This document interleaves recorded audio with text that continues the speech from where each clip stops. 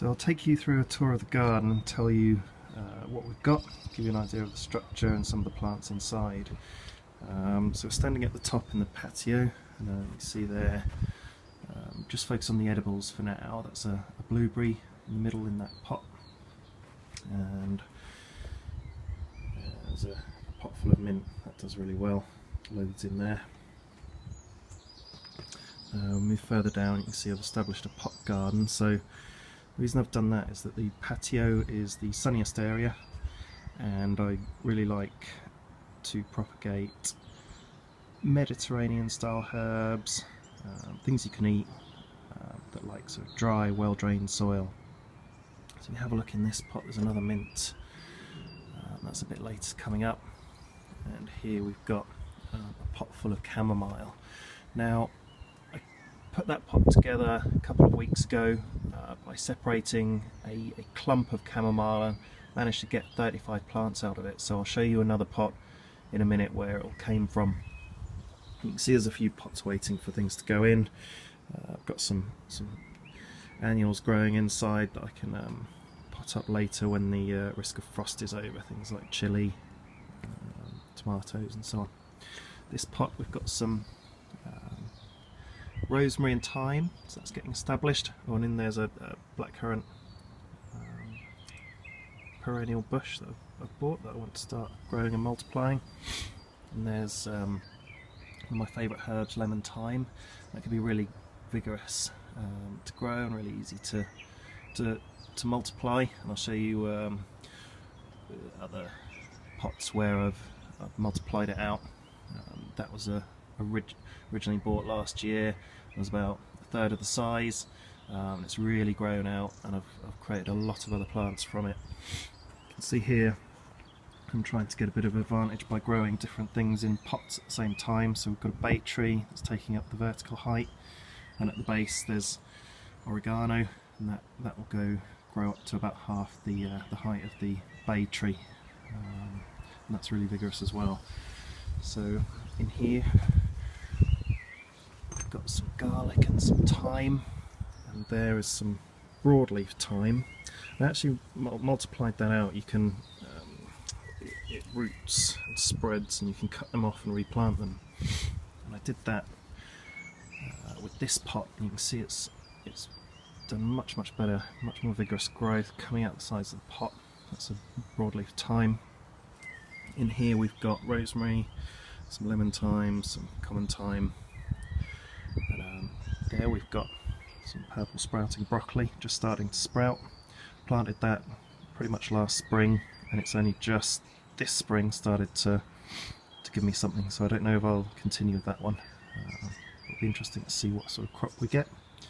Got some strawberry plants below that basil plant. Got a pot full of chives that are coming up. I really like their flowers when they come out, and the flowers produce the seed, and you just sprinkle them back in and end up with a pot really full of chives. Got a bit of companion planting here, so the very smallest pots I've got mint, growing them in between because they can act as a deterrent for pests. They can really mask the smell of other plants with their scent. In there is some parsley that survives through the winter. All of these things you're seeing have survived through the winter. There's a pot of oregano just starting to come up, and there we've got another bay tree. Some common thyme at the bottom. On the left, that's purple sprouting broccoli, hasn't done so well, and there's a bay in there. There's a sucker coming up from its root actually, so that could be cut off and multiplied out.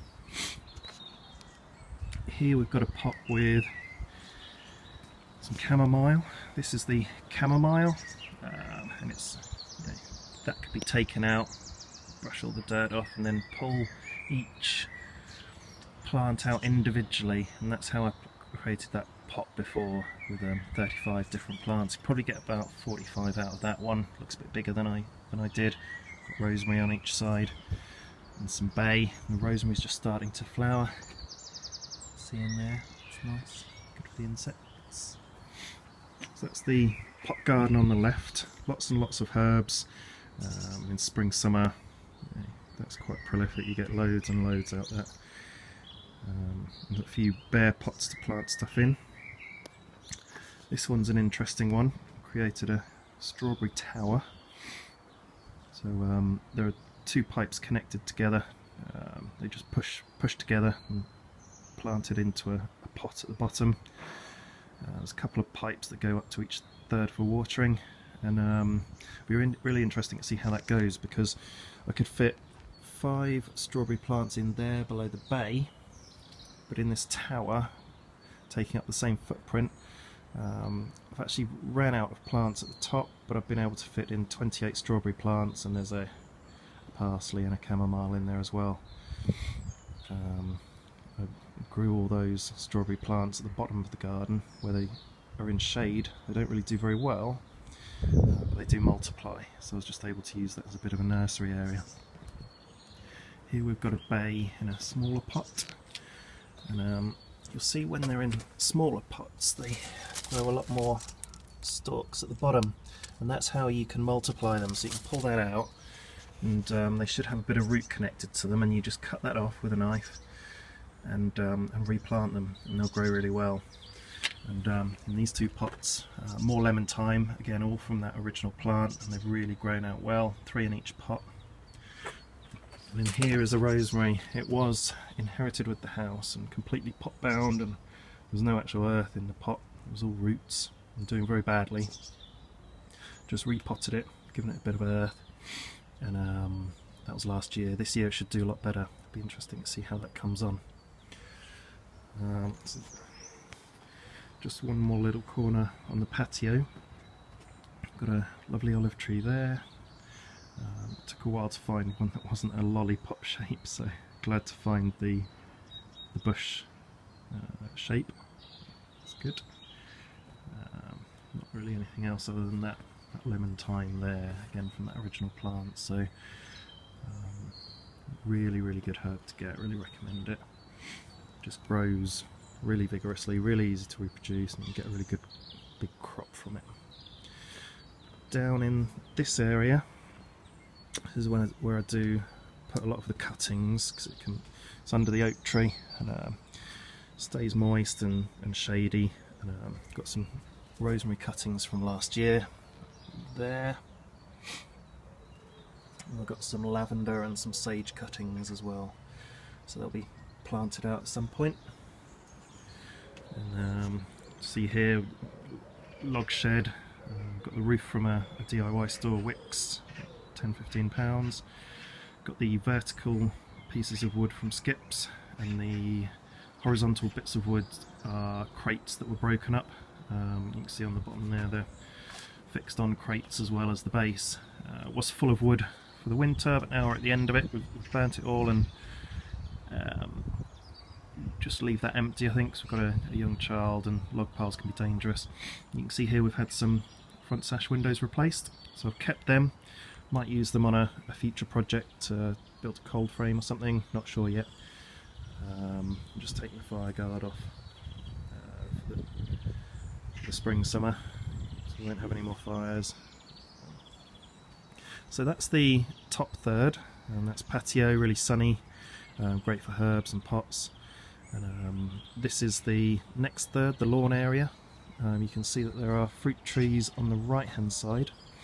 So this first one's an apple, second one in there is a plum, quite a big one, gave a really good crop last year. You see I've planted a bay there, it's one of the originals, it's done the best. And some rosemary at the bottom, another bay up there, and some myrtle just in front of the bay, lots of leaves from the winter, bit of tidying up needed. With the bay, interestingly, the leaves are best when they're 2 years old. They go a darker green, and those are the leaves you want to be harvesting. You can tell the new growth as they're slightly lighter leaves, but a lot of dark leaves on that one, so that's going to have a really good crop for me to be taking now. On the left hand side is more of a flower type border that my partner does. I'm not really sure what's in there, I mainly focus on the food gardening. Here we go, this is an apple tree. It fell over actually in a storm, Put it back up, leant against the bench, and it's done well. It can now stay up on its own. Pruned all the apples in winter. They're just starting to bud now. This is an apple tree. This was really lopsided when I took it on. I've gradually pruned it into shape, so hoping we'll get a few apples on that this year. And down the bottom here is a cherry. It was in a real state. Pruned it back, and it's starting to look a lot better now. We'll see what we get from it this year. May get a couple of cherries. Probably mainly looking for the year after and the year after that for anything meaningful. And at the base of the trees started to plant. There's a weed in there, but you can also see the lighter leaves are golden marjoram. On the left there I normally do a little bed of nasturtiums. You can see the light coloured sort of straw-like leftovers. And, the bottom there you can see a bay that was taken out of a pot when it wasn't doing very well. Just stuck it in the ground, see if it does anything. And so this year I want to plant a lot more under these trees really. So here we're at the bottom third of the garden. We've got a shed and 2 large beds. I use these as a nursery mainly for other plants for the pot garden, and just starting to multiply everything out. More bay from that original small plant that I took on that had like 10-15 stems. Chopped them all out with a bit of root on them, planted them actually in the garden at the bottom left there, and they really grew up well, and I distributed them throughout the garden and the pots as they grew. I want to get something under those bays, maybe some perennial shrubs for some berries or something. And on the left here, see the green bits there are gooseberry bushes. There's 3. They've all come from a larger one that I dug up last year and cut out. See the green area in the middle there. And then at the bottom here we've got some golden marjoram. Planted that a 3 years ago now, and it's really spread. I could get a huge number of plants from that. I could probably get 20-30 if I really got in there and snipped. You just it spreads, and you just lift them up and find a bit of root and then cut it off the main plant and then just plant it somewhere else. Really good one to multiply. Here in this bed I've had some strawberries. They've just been left to grow, so they didn't produce any fruit really, but they do multiply well down here, so then I can use it as a nursery to then pot up more towers at the top. I think I've got about 15 strawberry plants here, maybe 20, and there's one there just coming back out from the winter. And they just send out shoots and they root, and then one plant might make another 5, so that's really good. This thing I'm gradually stripping down. You can see where I've cut it from the bottom. It doesn't produce any food, but it does look nice, but just trying to get rid of that ultimately maybe. Down here we've got some wild garlic. Long term I'm looking for that to reproduce. Apparently it spreads quite prolifically, so we'll see. That'll be really nice to be able to harvest loads of that. And there's some more wild garlic there just coming up. Got that from a friend's garden originally. Yeah, it does look like I've got a bit more this year, but we'll see how that goes. This is a red currant bush that needs a bit of a chop down and a bit of love. That's just been left since I got here. So I'll do something with that, see if I can multiply it. Here's the gooseberry. There's a bay there. Lots of pots that I need to tidy up, and I'm really keen to use them, not throw them away. And down here we've got some more strawberries, and actually under all these leaves we've got some oregano. See there, it's just starting to come up. That's a weed. Weeds do grow up through them. And again, like the golden marjoram, this grows really well. You can multiply it out really easily. Just find a bit with a root on it, cut it off, and then multiply it out. See, it's spread up there, spread there, and it goes all the way along here, along there. So so loads and loads of it. And I've got plenty in the pots up there as well. And there's a lemon thyme and some rhubarb. And there's the shed. Got a bit of a tip with sheds. Got access to the right hand side. Make sure that you can service that wall, paint it, maintain it, get the leaves out from the side, plenty of space, and plenty of side access.